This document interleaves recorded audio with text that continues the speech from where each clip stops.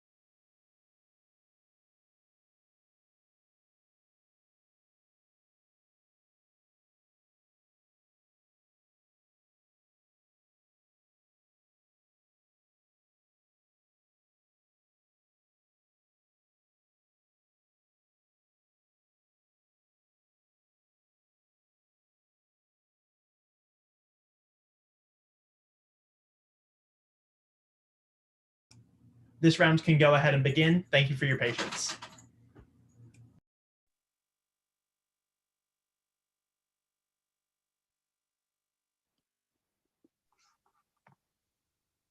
All right, good morning, everybody. I'm going to go ahead and call to order the Circuit Court of Midlands. I will call the case Joey Petrillo as administrator of the estate of Genesis Petrillo versus Harper Martini and Peony Estates.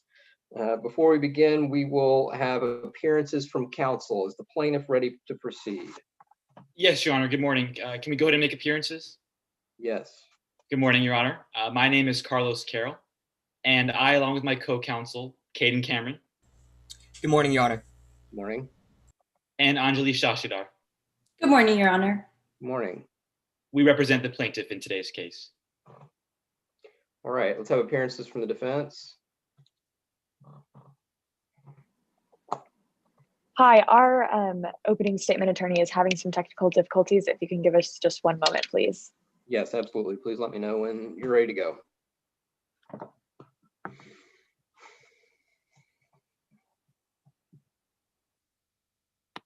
Your Honor, while we're waiting on them, would you like us to address pretrial matters or wait for them to be ready? No, we'll wait for them to be ready, please. Yes, Your Honor. Hi, thank you for being patient. The technical difficulties all resolved. Excellent. Okay, let's have appearances from defense counsel.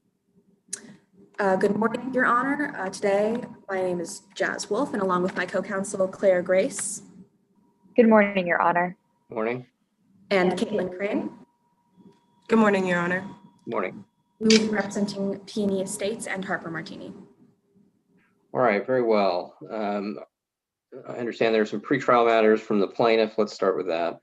Yes, Your Honor. Just for a bit of background, the plaintiff, the estate of Genesis Petrillo, is bringing a claim of battery against the defendant, Harper Martini. The estate today is alleging that on June 7th, 2019, the defendant poisoned a bottle of Cara wine and then gave it as a gift to Miss Petrillo, and then Miss Petrillo died as a result of the poisoning shortly thereafter. Your Honor, first, we move to invoke Rule 615, the constructive sequestration of all witnesses barring party representatives. The plaintiff has no party representative in today's case. Very well. All witnesses are constructively sequestered. Next, Your Honor, it's common in this jurisdiction for objections to be heard outside the earshot of the jury. Can we assume the same in your virtual courtroom? Yes. Yes, Your Honor. Next, what are your preferences for us sharing our screen to show evidence and documents?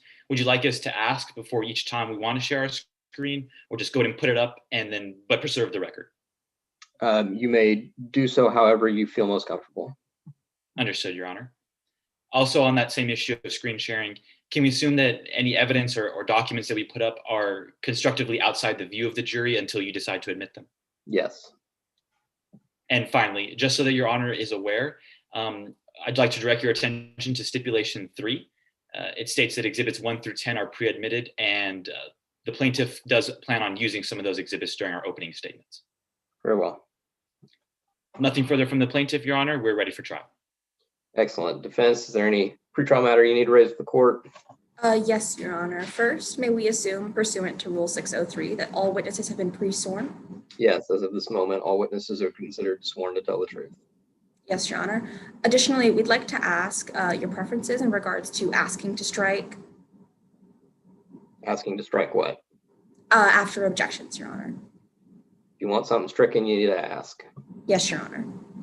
At this time, defense has no further housekeeping matters, and we're ready to proceed. Excellent. Let's have the plaintiff's opening statement. May it please the court. Counsel? The defendant lost control, but Genesis Petrillo lost her life. Members of the jury, I want you to keep those words in mind today as you watch today's trial, because the evidence will show that the defendant, Harper Martini, lost control. And unfortunately, Genesis Petrillo lost her life. Genesis Petrillo was just hours away from getting married before she died of pesticide poisoning. Instead of walking down the aisle, Genesis Petrillo was in a hospital bed, dying. Instead of taking pictures with her fiance, spending time with her friends and family, Genesis Petrillo was fighting for her life. Today, you will learn how the defendant and Genesis never had an easy relationship. The defendant's own daughter is going to come up here and tell you that from the moment they met, the defendant and Genesis hated each other. They argued, they fought, they insulted each other constantly. But what you would also see is that up until a month before the wedding, that relationship did not turn deadly.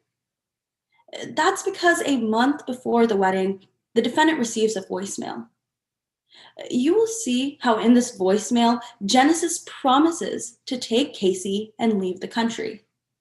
You will hear how Genesis promises to make sure that the defendant never sees her future grandkids. Members of the jury, a month before the wedding, the defendant loses control. You will also hear about how the defendant complains about Genesis. Just a few days after receiving that voicemail that Genesis and Casey were leaving the country, you will hear how the defendant says she's at her breaking point. Ladies and gentlemen, you will see what the defendant does next. Today, we're going to show you a note handwritten by the defendant detailing her threat to Genesis. You will see how in this note, the defendant gives Genesis up until June 7th to leave her daughter. And if Genesis didn't do that, the evidence will show that the defendant promises to take her out the hard way. But members of the jury, when June 7th rolls around, Casey and Genesis are still planning on getting married and still planning on leaving the country. That's when the defendant realizes that this is her last chance to stop the wedding. You will hear today from a chef, Sam Arnold, about how the defendant was found alone in the kitchen with a bottle of Cara wine and a canister of pesticides.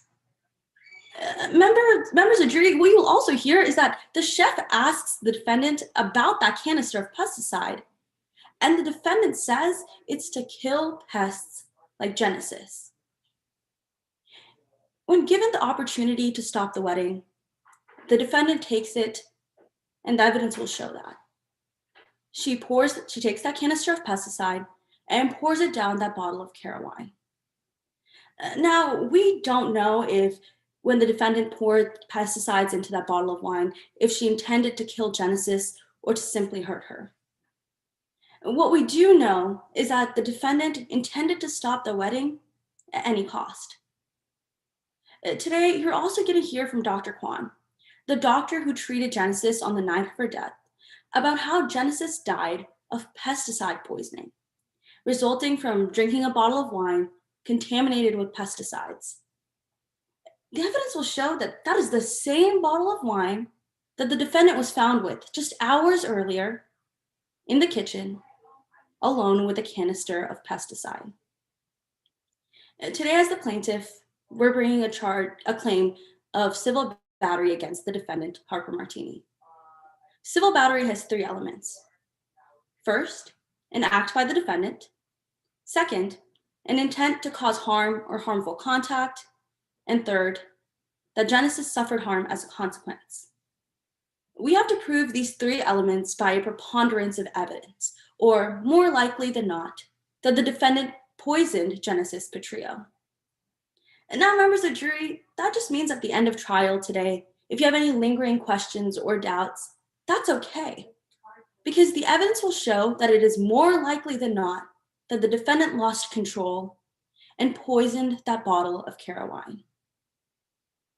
Now, no matter how hard we try, we can't bring back Genesis Petrillo. Casey is not going to get her wedding day back. But today, you have the opportunity to bring Genesis justice. Because after considering all the evidence that will be presented in trial today, we will ask you to find Harper Martini liable. Because the defendant lost control, but it was Genesis Petrillo who lost her life. Thank you. Thank you, counsel. Defense, are you ready to proceed with your opening statement? Yes, Your Honor. Very well. May it please the court. Counsel. Beware the dangers of a single story narrative. Every event is multifaceted. Every person has a unique tale to tell, and every tragedy has a real story, along with the thousands of theories people come up with to cope. Today, the plaintiff is bringing a single story narrative. They are bringing a carefully concocted tale, grasping onto it in order to cope with the grief and the pain of the loss of Genesis Petrillo. They need to find closure since Genesis' passing. And we want nothing more than to help them find that closure. But that closure, it won't be found in attacking an innocent woman while she could be comforting her only child. That's the danger of a single story narrative. It takes away the love and kindness that we all need after a tragedy like this one. It takes away the chance to grieve, to mourn, to come to terms with the real story. It takes away the chance to find that real story. Today, the plaintiff claims that the defendant, Harper Martini, lost control and Genesis lost her life. There is a part of that we do not disagree with. We can't disagree with the fact that a young woman is dead, but we can disagree with the idea that Harper Martini lost control. The plaintiff does not know the whole story. They do not know who put poison, who put pesticide inside of a bottle of wine. They do not know if the pesticide was even in the wine in the first place. They only presume. They only believe that. They grasp onto those ideas in the hopes that they will be true, but they simply aren't. Today, the plaintiff holds the burden of proof. In a battery case, the burden of proof consists of a preponderance of evidence. They must convince you that the story they are telling is more than 50% likely to be true. As the defense, we will show you that there are dozens of other possibilities for what happened the night Genesis died. And when there are dozens of possibilities, is it possible for any one of them to be more than 50% likely? Is it possible to be more than 50% likely when anyone could have poisoned Genesis, when anything could be responsible for the life, the death of a young woman? That is not for us to decide, but it is our job to show you those other possibilities. First, the plaintiff will present their case. They will call Casey Soto, and Casey will talk about how her fiance and her mother did not get along well, but how they were trying. They were putting in an effort to be good together so that Casey would be happy. Next, they will call Sam Arnold, and Arnold will testify to how they only knew of the tension between Harper and Genesis through Harper. They never actually spoke to Casey or Genesis about the issues they were having. They never had the full story. And finally, they will call Dr. Jimin Kwan, the physician that took care of Genesis when she fell ill. Dr. Kwan only had the story of the fact that Genesis was poisoned, not how or why. Kwan doesn't know the family or Genesis's life. They don't know the full story. Next, the defense will present their case. We will bring 3 more witnesses before you. First, we will bring Austin Lewis, and Austin has worked with Harper for the past 5 years. He'll provide context as to the security issues at Peony Estates, along with the fact that Harper is simply human.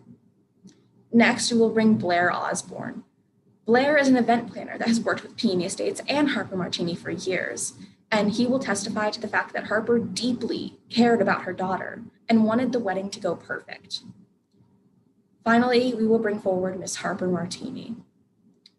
She will tell you about the other people in Genesis's life, like Casey's ex, Drew Matsukas. And more importantly, she will finally have a chance to tell you her own story, her own perspective on the terrible loss of Genesis Petrillo. At the end of today's case, you will have heard 6 different stories from 6 vastly different people. They will all present unique tales that don't completely align with each other. And that is because there is no single story in this case. But the plaintiff is going to assert again and again that there is a single story, despite the 6 different testimonies, 3 of which they have brought. They will ignore those stories in favor of pursuing the one that best fits their goal, receiving $4 million in damages from a family-owned winery. Where is the injustice in concocting one story out of dozens? Beware the danger of a single story narrative. It won't just cost a grieving woman millions of dollars. It will cost our justice system its integrity, its reliability, its own story. Thank you.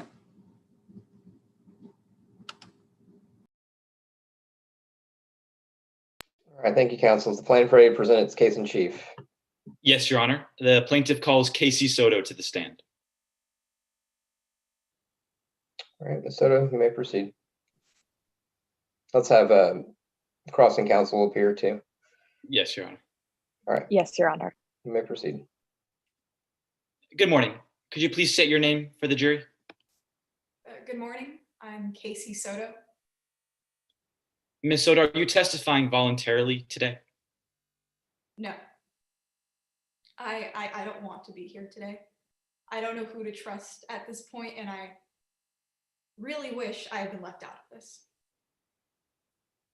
Well, what happened? My fiance, Genesis Petrillo, died after my mom gave her a bottle of wine. I'm very sorry about your loss, Ms. Soto, but I do want to start by asking what your relationship with your fiance was like.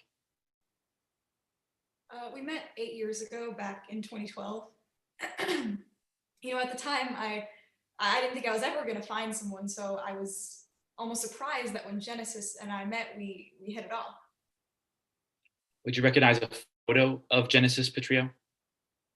I would, yes. Your Honor, let the record reflect I'm putting up a photo of Genesis Petrillo, Exhibit 1. Can you tell the jury? Objection, Your Honor. More prejudicial than probative. May I respond, Your Honor? Sorry, I had to unmute myself. What? Okay, your objection is a 403 objection? Yes, more prejudicial than probative. Explain your objection. I believe that in showing this picture of Genesis Petrillo does not benefit the case at all. It just rather prejudices the jury against our side in the defense. Response, plaintiff's counsel. Yes, Your Honor. This is actually Exhibit 1. It's already been pre-admitted according to Stipulation 3, as we talked about earlier. So this is already in evidence. Yeah, that was my understanding too. Do you have a different understanding on the defense side? In hindsight, yes, it is Exhibit 1, and I withdraw my objection. All right, let's continue. So, Ms. Soto, can you tell the jury a little bit about what Genesis was like? Genesis was just the best, She was fun, she was loud, she was outspoken. She was one of those people that would just say whatever she thought, and even when things were really rough between my mom and me, Genesis was always there. And who is your mother? Harper Martini. So why were things rough, like you said, between you and your mom, Harper Martini? My mom cares about me, but she can be a little bit controlling. So it took me a long time before I got the courage to introduce Genesis to her. And what happened when Genesis and your mom first met? Like I said, Genesis was outspoken. So when I brought Genesis home, my mom offered her a bottle of wine from her own winery, and Genesis asked, "Do you have anything classier?" And ever since then, my mom never really liked her, even after we got engaged. I actually want to talk about your engagement and your marriage a little bit now. Where did you and Genesis decide to have your wedding? My mom convinced us to have the rehearsal dinner and the wedding at her winery. So if the wedding was going to happen at your mother's winery, how involved was she with all of the planning? She tried to be involved, but it was a little bit hard because Genesis and I already knew what type of wedding we wanted for ourselves. So Genesis and my mom could never really agree with what they wanted, but the fighting never got unbearable until about a month before the wedding. What happened a month before your wedding? My friends and I planned to get together, and at first I thought it was fun. I thought nothing was going wrong, but I found out later that Genesis had left my mom a voicemail. How did you find that out? My mom played it for me. Would you recognize a transcript of that voicemail if I were to show one to you here today? I would, yes. Your Honor, I'm putting up Exhibit 8, which also has been pre-admitted.